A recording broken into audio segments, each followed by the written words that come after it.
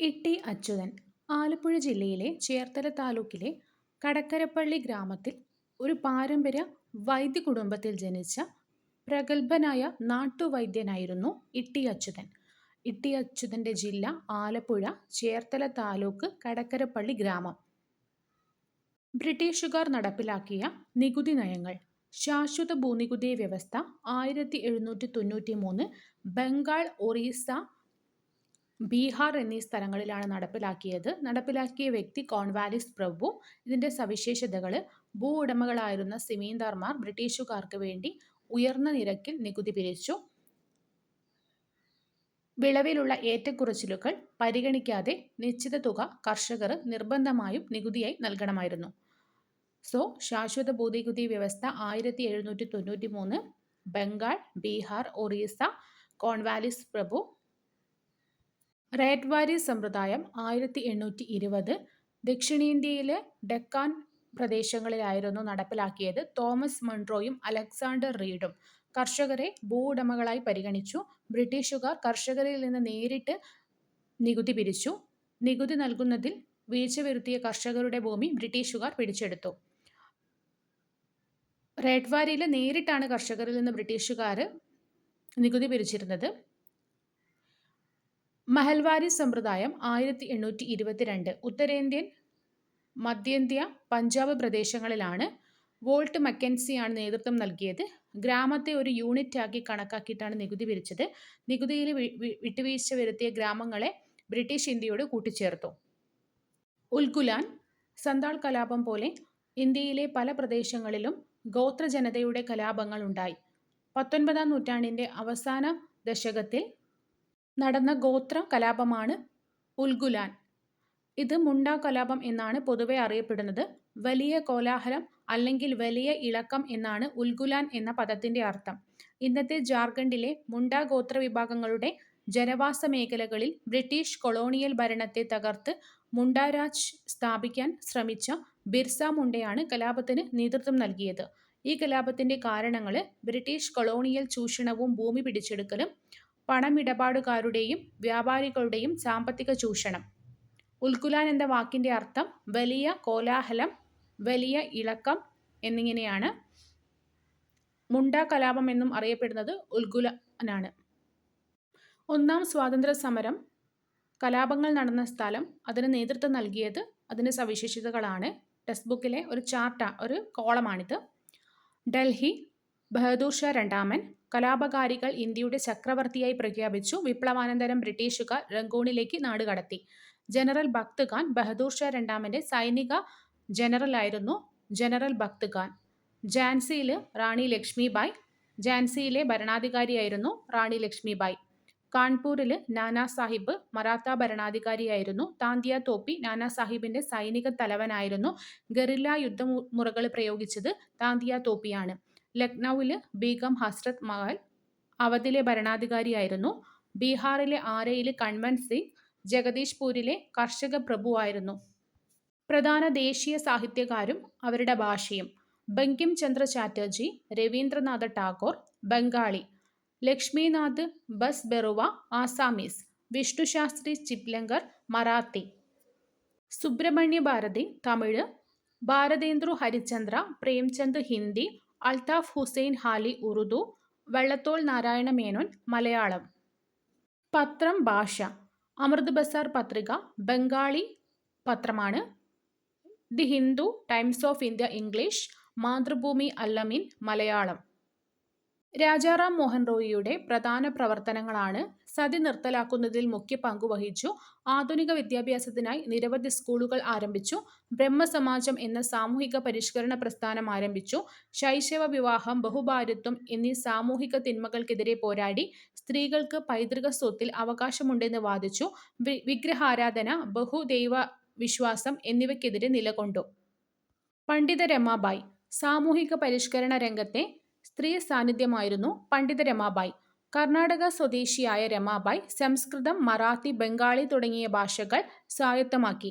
സംസ്കൃത സാഹിത്യത്തിലുള്ള അവഗാഹം പരിഗണിച്ച് കൽക്കത്ത സർവകലാശാലയിലെ അധ്യാപകർ രമാബായിയെ പണ്ഡിത എന്ന ബഹുമതി നൽകി ആദരിച്ചു. പണ്ഡിത രമാബായി ശൈശവ വിവാഹത്തിനെതിരെ നിലകൊള്ളുകയും വിധവകളുടെയും പെൺകുട്ടികളുടെയും വിദ്യാഭ്യാസത്തിനു വേണ്ടി നിരവധി സ്കൂളുകൾ ആരംഭിക്കുകയും ചെയ്തു. ഇത്തരം പ്രവർത്തനങ്ങൾക്കായി ആര്യ മഹിളാ സമാജം എന്ന സംഘടന സ്ഥാപിച്ചു. വിധവകളുടെ പുനരധിവാസത്തിനായി ശാരദാ സദനം എന്ന അഭയകേന്ദ്രവും സ്ത്രീകൾക്ക് തൊഴിൽ പരിശീലനം നൽകുന്നതിനായി മുക്തി മിഷൻ എന്ന പദ്ധതിയും ആരംഭിച്ചു. 1889 ബോംബെയിൽ വെച്ച് നടന്ന ഇന്ത്യൻ നാഷണൽ കോൺഗ്രസിന്റെ സമ്മേളനത്തിൽ പങ്കെടുത്തു. പണ്ഡിത രമാബായി കർണാടക സ്വദേശിയാണ്. 1889 നടന്ന ബോംബെ INC സമ്മേളനത്തിൽ പങ്കെടുത്തിട്ടുണ്ട്. സാമൂഹിക പരിഷ്കരണ പ്രസ്ഥാനങ്ങളും സ്ഥാപകരും: പ്രാർത്ഥനാ സമാജം ആത്മാരാം പാണ്ഡുരംഗ്, ആര്യ സമാജം സ്വാമി ദയാനന്ദ സരസ്വതി, അലിഗഡ് പ്രസ്ഥാനം sir Syed Ahmad Khan, theosophical society madam Blavatsky, colonel Olcott, Ramakrishna mission Swami വിവേകാനന്ദൻ, ഹിതകാരിണി സമാജം വീരേശലിംഗം പന്തലു, സ്വാഭിമാന പ്രസ്ഥാനം EV രാമസ്വാമി നായ്ക്കർ, ശ്രീനാരായണ ധർമ്മ പരിപാലന യോഗം ശ്രീനാരായണ ഗുരു, സാധുജന പരിപാലന സംഘം അയ്യങ്കാളി. ആദ്യകാല രാഷ്ട്രീയ പ്രസ്ഥാനങ്ങൾ പ്രവർത്തന കേന്ദ്രം നേതൃത്വം നൽകിയവർ: Indian association Calcutta Surendranath Banerjee, Anandamohan Bose. Madras Mahajan Sabha Madras M Veeraraghavachari, G Subramania Iyer, Ananda Charlu. Bombay presidency association Bombay Firozsha Mehta, KT Telang, Badruddin Tyabji. വിപ്ലവ സംഘടനകൾ സ്ഥലം നേതൃത്വം നൽകിയവർ: Anushilan Samiti Bengal, Sachindranath Sanyal, Aurobindo Ghosh. Bharatamata association Madras, Neelakanta Brahmachari, Vanchi Iyer, Ajit Singh. Jugantar party Bengal, Rash Behari Bose, Khudiram Bose. Ghadar party America, Lala Hardayal. അക്ഷാംശ രേഖകൾ പകലിന്റെ ദൈർഘ്യം: 90 ഡിഗ്രി വടക്ക് 24 മണിക്കൂറും 66 ഡിഗ്രി വടക്ക് 24 മണിക്കൂർ, 23 ഡിഗ്രി വടക്ക് 13 മണിക്കൂർ 27 മിനിറ്റ്, 0 ഡിഗ്രി 12 മണിക്കൂർ, 23 ഡിഗ്രി തെക്ക് 10 മണിക്കൂർ 33 മിനിറ്റ്, 66 ഡിഗ്രി തെക്ക് പകല് ഇല്ല, 90 ഡിഗ്രി തെക്കും പകലില്ല. സൂര്യന്റെ അയനം, അതിൻ്റെ കാലയളവ്, ഋതുക്കൾ എന്നിവയാണ്. ഭൂമധ്യരേഖയിൽ നിന്ന് ഉത്തരായന രേഖയിലേക്ക് മാർച്ച് 21 മുതൽ ജൂൺ 21 വരെ ഉത്തരാർദ്ധഗോളത്തിൽ വസന്തകാലവും ദക്ഷിണാർദ്ധഗോളത്തിൽ ശരത്കാലവും.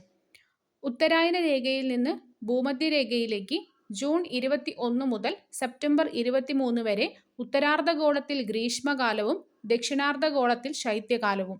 ഭൂമധ്യരേഖയിൽ നിന്ന് ദക്ഷിണായന രേഖയിലേക്ക് സെപ്റ്റംബർ 23 മുതൽ ഡിസംബർ 22 വരെ ഉത്തരാർദ്ധഗോളത്തിൽ ശരത്കാലവും ദക്ഷിണാർദ്ധഗോളത്തിൽ വസന്തകാലവും.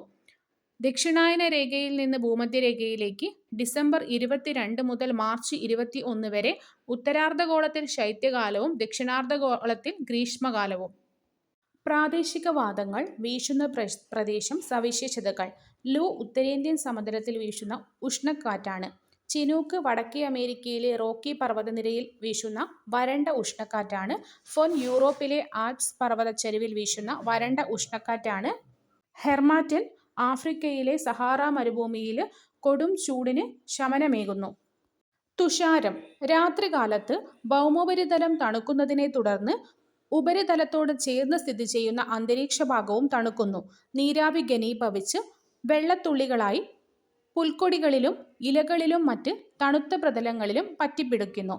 ഹിമം: അന്തരീക്ഷ താപനില 0 ഡിഗ്രി സെൽഷ്യസിൽ താഴെയായി കുറയുന്ന പ്രദേശങ്ങളിൽ, പ്രത്യേകിച്ച് രാത്രികാലങ്ങളിൽ തുഷാരത്തിന്റെ സ്ഥാനത്ത് നേർത്ത ഹിമകണികകൾ രൂപം കൊള്ളുന്നു. മൂടൽമഞ്ഞ്: അന്തരീക്ഷം തണുക്കുമ്പോൾ നീരാവി ഘനീഭവിച്ച് നേർത്ത ജലകണികകളായി അന്തരീക്ഷത്തിൽ തന്നെ തങ്ങി നിൽക്കുന്നു. അന്തരീക്ഷത്തിന്റെ താഴ്ന്ന വിതാനങ്ങളിൽ പൊടിപടലങ്ങൾ കേന്ദ്രീകരിച്ച് ഘനീകരണം നടക്കുന്നതിനാലാണ് മൂടൽമഞ്ഞുണ്ടാകുന്നത്. മൂടൽമഞ്ഞിലൂടെയുള്ള ദൂരക്കാഴ്ചയെ അടിസ്ഥാനമാക്കി അവയെ നേർത്ത മൂടൽമഞ്ഞ്, കനത്ത മൂടൽമഞ്ഞ് അഥവാ മിസ്റ്റ് ഫോഗ് എന്നിങ്ങനെ തരംതിരിക്കാം. മേഘങ്ങൾ: അന്തരീക്ഷത്തിലെ നേർത്ത പൊടിപടലങ്ങളെ കേന്ദ്രീകരിച്ച് ഘനീകരണം നടക്കുന്നതിലൂടെ മേഘങ്ങൾ ഉണ്ടാകുന്നു. ഇത്തരത്തിൽ രൂപം കൊള്ളുന്ന ജലകണികകളുടെ വലുപ്പം 0.001 സെന്റിമീറ്ററിലും താഴെയാണ്. താഴ്ന്ന വിതാനങ്ങളിൽ കനത്ത പാളികളായി രൂപപ്പെടുന്ന മേഘങ്ങളെ സ്ട്രാറ്റസ് മേഘങ്ങൾ എന്നും, ഉയർന്ന തോതിലുള്ള സംവഹന പ്രവാഹത്തിന്റെ ഫലമായി രൂപം കൊള്ളുന്ന പഞ്ഞിക്കെട്ടുകൾക്ക് സമാനമായ മേഘങ്ങളെ ക്യുമുലസ് മേഘങ്ങൾ എന്നും വിളിക്കുന്നു.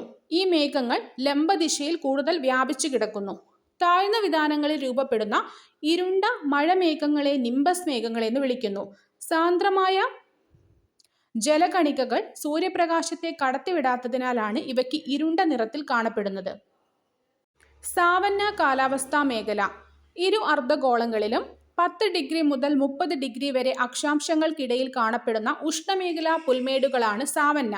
വിവിധ പ്രദേശങ്ങളിൽ വ്യത്യസ്ത പേരുകളിലാണ് ഈ പുൽമേടുകൾ അറിയപ്പെടുന്നത്. ആഫ്രിക്കയിൽ സാവന്ന എന്നും തെക്കൻ ബ്രസീലിൽ കാമ്പോസ് എന്നും വെനസ്വേലയിൽ ലനോസ് എന്നും അറിയപ്പെടുന്നു. ഇരു അർദ്ധഗോളങ്ങളിലും 10 ഡിഗ്രി മുതൽ 30 ഡിഗ്രിക്കിടയിലാണ് കാണപ്പെടുന്നത്. ഉഷ്ണമേഖലാ പുൽമേടുകളാണിവ. ആഫ്രിക്കയിൽ സാവന്ന എന്നും തെക്കൻ ബ്രസീലിൽ കാമ്പോസ് എന്നും വെനസ്വേലയിൽ ലനോസ് എന്നും അറിയപ്പെടുന്നു.